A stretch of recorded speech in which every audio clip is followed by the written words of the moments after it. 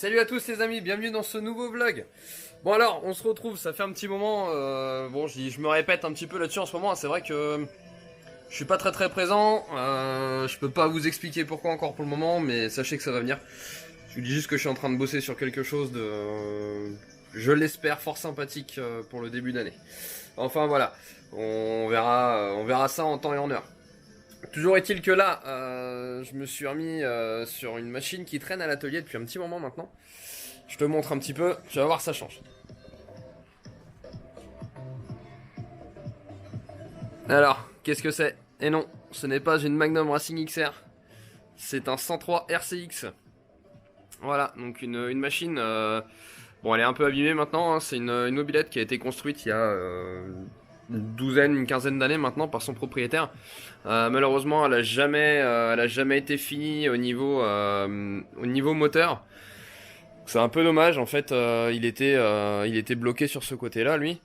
Donc du coup, voilà, il a fait appel à moi pour me l'envoyer et puis que je voie un petit peu ce que je peux faire là-dessus. Alors quand je veux dire fini niveau moteur, je parle surtout de réglage et de mise au point. Donc du coup, moi, la machine arrivée ici, j'ai fait un petit peu le tour. Et il s'avère qu'il y a pas mal de petites choses à revoir. Donc j'ai déjà commencé, hein, pour rien te cacher, ça doit faire quasiment 2 ans maintenant que la machine elle est là. Bon, j'ai eu pas mal de contretemps pour pouvoir me mettre dessus, tout ça, enfin bref, ça a été compliqué. Donc là je profite un petit peu de la saison morte au niveau de cet hiver, hein, pour me remettre dessus et avancer. Donc là, moi j'ai commencé déjà, tu vois, j'ai refait tout le support inférieur du radiateur ici, hein, parce que quand il est arrivé, le radiateur tenait avec du fil électrique. Voilà. J'ai refait aussi l'implantation du moteur, hein, via ces pattes ici, puisqu'en fait le moteur était de travers dans le châssis à cause des trous de fixation d'origine qui étaient devenus complètement ovales. Donc voilà, donc ça, hein, de chaque côté bien sûr. Tu vois, de ce côté-là aussi, même chose. Ensuite, donc j'ai réadapté une nouvelle pompe à eau, donc une petite pompe à eau électrique Bosch, hein, comme on utilise nous sur nos machines de run. Donc voilà déjà pour ça. La bulle quant à elle, bah elle tenait un petit peu par l'opération du Saint-Esprit aussi. Il y avait deux pauvres pattes qui étaient fixées en bas. Donc je vais te montrer. J'ai refait depuis donc cette pièce là en alu, donc, que tu vois de chaque côté, hein, donc, tout est d'un seul bloc. Et je vais te montrer la pièce supérieure pour la fixation de la bulle aussi. Donc tu vois, voilà. Moi j'avais réusiné déjà cette pièce là. Donc pareil, hein, tout en alu, taillé dans un seul bloc aussi. Donc maintenant, voilà, il y a une bulle qui tient pour de vrai. Donc voilà. Là la suite, hein, là moi j'ai le faisceau électrique à refaire sur la machine. Bon bah avec des petites choses encore qui étaient forcément à reprendre, hein. De toute façon elle est là pour ça, donc je me suis aperçu que bah, forcément toutes les ampoules elles sont grillées, puisque en fait le propriétaire n'avait pas mis de régulateur, hein, de tension en sortie de l'allumage, donc il avait tout connecté en direct, donc forcément bah, les ampoules elles ont fait tilt, hein, puisque tu le sais pas, hein, sortie d'un allumage, dès que ça commence à prendre des tours, t'arrives assez vite à 50-60 volts là-dessus à peu près. Une ampoule, hein, de standard est censée fonctionner en 12 volts, donc t'imagines qu'elle a fait tilt quoi. Donc le régulateur lui est là justement pour évacuer ce surplus de tension en fait, il le transforme en chaleur. C'est pour ça qu'un régulateur ça chauffe toujours un petit peu, et pour ressortir ensuite 12 volts en continu au niveau des fils électriques. Donc voilà, tu vois, faut que je reprenne tout de toute façon au niveau du câblage. Pour la configuration de la machine, c'est vrai que je te fais le tour depuis tout à l'heure de la machine, mais je t'en ai pas parlé encore. Donc tu le vois, hein, un allumage MVT Premium à mon plus grand désarroi, mais bon c'est comme ça.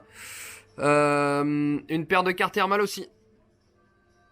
Voilà, avec le cylindre mal aussi qui va avec, hein, si je dis pas de bêtises, normalement c'est un 70, à vérifier la cylindrée exacte, mais enfin voilà, ça tourne autour des 70 cm3 en tout cas.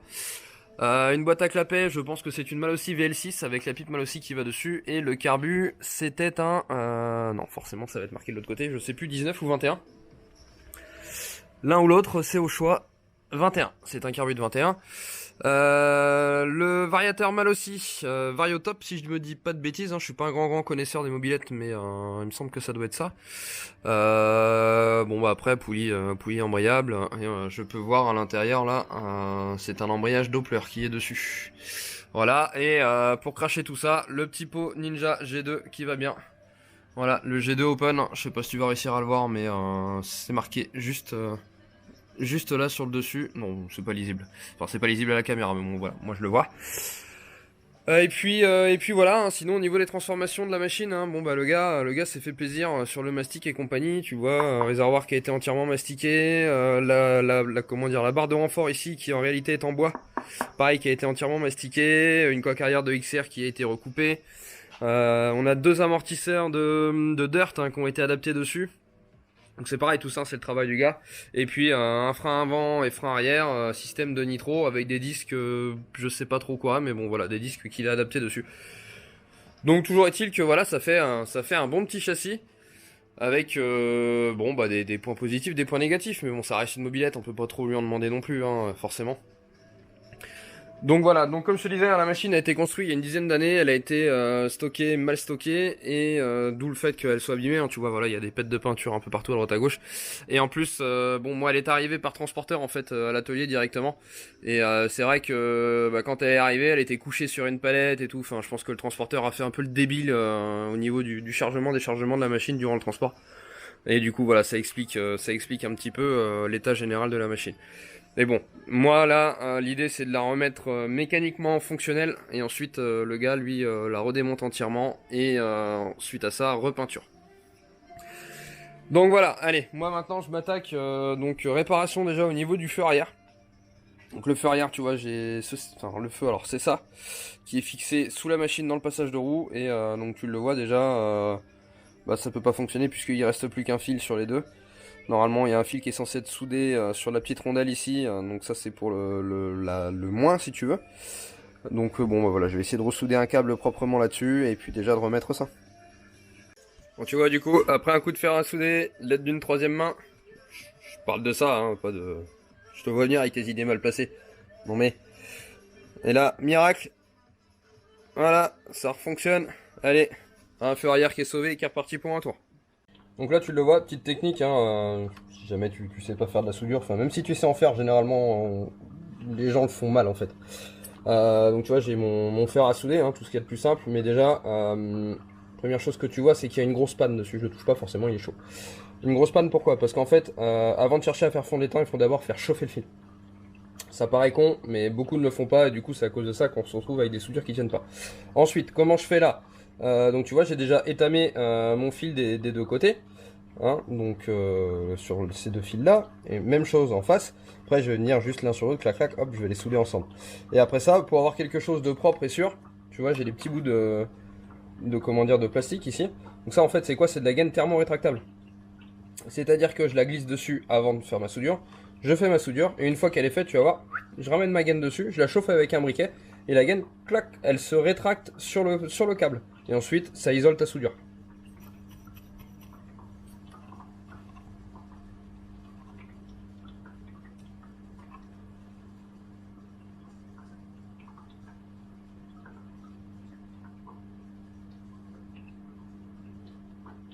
Hop, là j'en ai fait un. Forcément, le deuxième c'est toujours un peu plus chiant.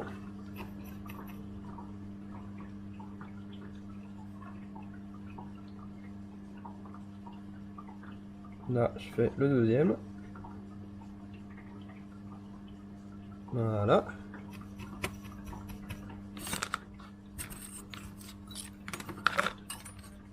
Hop. Et donc ensuite, je viens mettre ma gaine au bon endroit. Tout simplement. J'attrape un briquet. Petit instant pub pour le copain TP Philippe. Et tu viens chauffer gentiment. Juste chauffer, hein, pas brûler.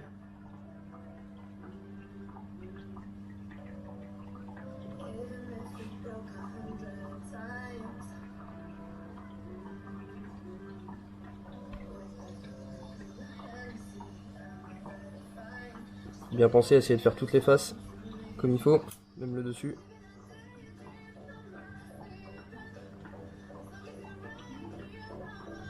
Tac, et là tu vois, ça s'est rétracté automatiquement sur mon fil.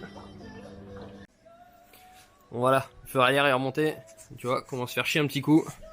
Ben le câble, tu te démerdes, tu le fais passer dans le cadre. Un trou qui était déjà là. À mon avis, ça devrait être parfait ça.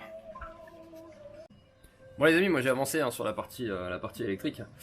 Donc après quelques recherches, j'ai trouvé un régulateur qui s'adapte pas mal. Tu vas me dire, je pouvais mettre n'importe lequel, un régulateur c'est un régulateur. Mais bon, fallait que je trouve un truc qui soit pas trop gros, forcément, pour faire avec la place que j'ai disponible sur la machine. Donc du coup, j'ai eu l'idée toute bête en fait, j'ai pris un régulateur de booster. Donc le régulateur de booster étant assez petit, du coup ça fait plutôt bien le travail. Allez, je te montre ce que ça donne une fois posé sur la machine. Donc là tu le vois, le petit régulateur de booster qui est là. Et puis bon bah après hein, j'ai mis un bon coup de propre dans le câblage, du mieux que je pouvais. Il me reste encore quelques fils à attacher, tu vois, par-ci par-là, 2-3 petites bidouilles comme ça. Et puis du coup bon bah voilà, hein, ça y est, j'ai tout raccordé, hein, donc le feu arrière hein, qu'on a réparé, le feu avant lui qui fonctionne du coup aussi. J'ai pas eu besoin de le réparer pour le coup, celui-ci ça a été. Et puis bon bah maintenant va falloir voir tout simplement si ça fonctionne.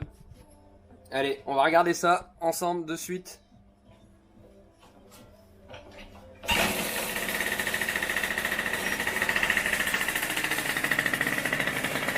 On fait on. Alors, le feu arrière. Nickel. Le feu avant.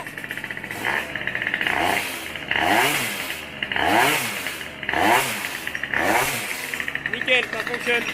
Bon, c'est déjà pas mal.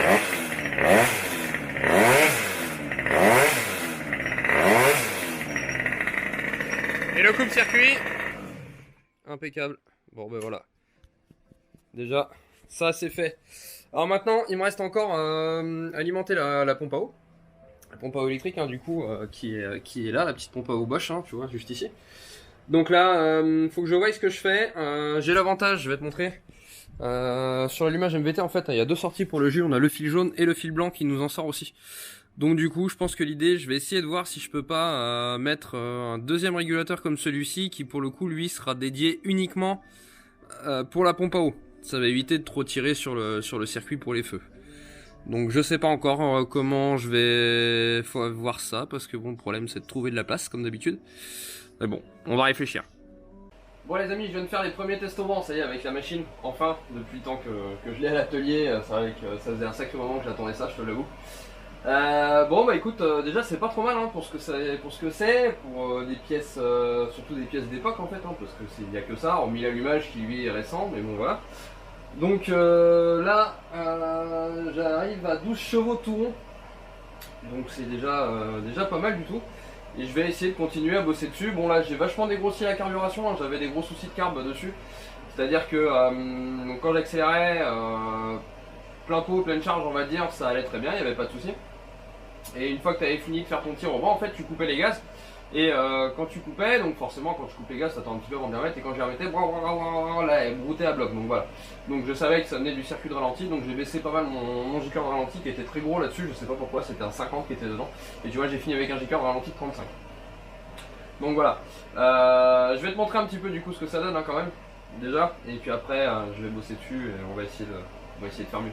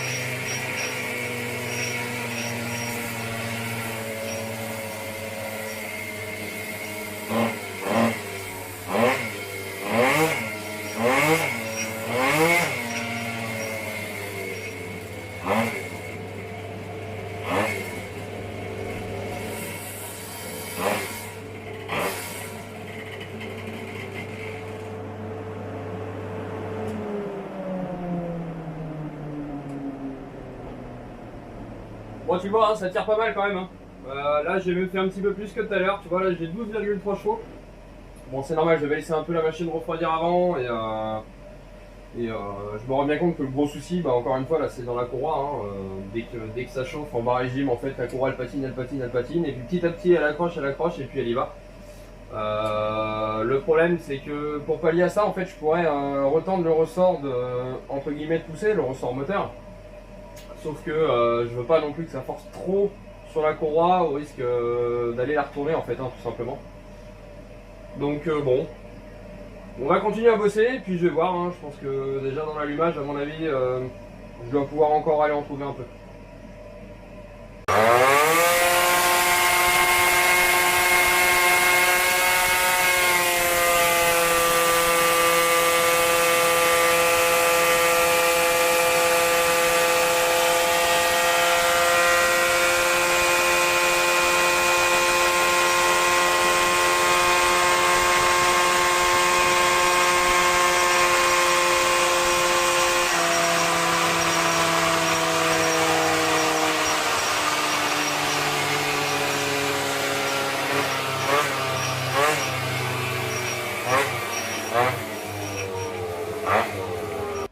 Bon voilà, on arrive au terme de ce vlog, au terme de cette mobilette. Bon moi il me reste 2-3 petits travaux à faire dessus encore, bon rien de bien extravagant. Faut que je refasse les fixations de cale-pied, il me reste encore le deuxième circuit électrique à faire pour la pompe à eau. Donc pour ça j'ai prévu un deuxième régulateur de booster, comme je te l'ai dit un peu plus tôt dans la vidéo. Après j'ai réfléchi un peu en même temps cet après-midi là et je me suis dit peut-être voir sinon utiliser un régulateur de derby ou toute autre machine qui a une batterie en fait, hein, tout simplement parce que du coup ça te, comment dire, ça te divise la partie régulée en deux parties, une pour recharger la batterie, une pour les phares. Bon, je vais voir, je sais pas encore ce que je vais faire, parce que là l'intérêt c'est quand même de servir de l'autre bobine de l'allumage, donc du fil blanc. Donc, pour le coup là ne nous sert à rien pour le moment, donc voilà, j'en sais rien. Bon, sur la mobilette, du coup, là tu vois j'ai fini à 12,6 chevaux exactement. Donc les dernières modifs, bon je m'y attendais, hein, dès que je commence à tripoter l'allumage, tout ça, voilà, ça bouge un peu. J'ai réadapté la variation en fonction. Et là, hein, tu l'as vu, hein, je t'ai mis donc, un tir en direct où tu ne voyais que l'écran. Ça marche plutôt pas mal, c'est vachement stable. J'ai tiré à même un peu plus de 130 km/h, hein, c'est déjà énorme pour une mobilette. Elle va même plus loin encore, mais bon c'est moi qui ai dit stop, de toute façon ça sert à rien, on s'en fout sur un banc, voilà, c'est pas comment dire extrêmement représentatif, mais voilà, ça nous donne quand même une petite idée des possibilités de la machine. Donc je vais te montrer les courbes en direct et te dire un petit peu ce qui s'est passé. Donc comme tu peux le voir, hein, en vert, donc c'était les premiers tirs que j'ai fait avec la mobilette, et encore que c'est pas réellement le premier tir. Parce que les premiers tirs que j'ai fait c'était avant de faire la carburation, là en vert j'avais déjà relativement bien carburé. Et enfin voilà. Donc de mémoire, le tout premier tir, je crois que j'étais un peu plus de 10 chevaux et demi, quelque chose comme ça. Donc voilà, donc en tout cas le vert c'est la première courbe que toi tu as vu tout à l'heure. Donc on avait 11,4 chevaux et là hein, voilà on termine à 12,6 chevaux. Donc bon je le rappelle hein, sur un moteur qui est toutes les pièces sont stock, juste empilées. Donc voilà, hein, on a une paire de carters mal aussi, un variateur mal aussi, vilebrequin mal aussi, un cylindre, je crois que c'est un 70, ou avoisinant les 70 cm3, en tout cas mal aussi. Pipe, boîte à clapet mal aussi, carbute de 21, et pot Ninja G2 Open. Bon les amis, j'espère que ce vlog mobilette vous aura plu. Je sais que ça change un petit peu, même pour moi, hein, du coup c'est pas quelque chose que j'ai l'habitude de faire de la mobilette, donc bon ça me permet de voir un petit peu autre chose aussi, c'est toujours intéressant. Toujours est-il que, voilà, si ça t'a plu, n'hésite pas à le dire, donc lâche un commentaire, un petit like, et puis n'hésite pas à partager la vidéo, hein, comme d'habitude. Je pense pas à refaire de nouveaux vlogs avant mardi, donc avant mercredi, avant Noël. Donc je te souhaite forcément un joyeux Noël, et puis j'espère que le Père Noël t'aura gâté. Hein. Allez, bonne soirée, bon week-end.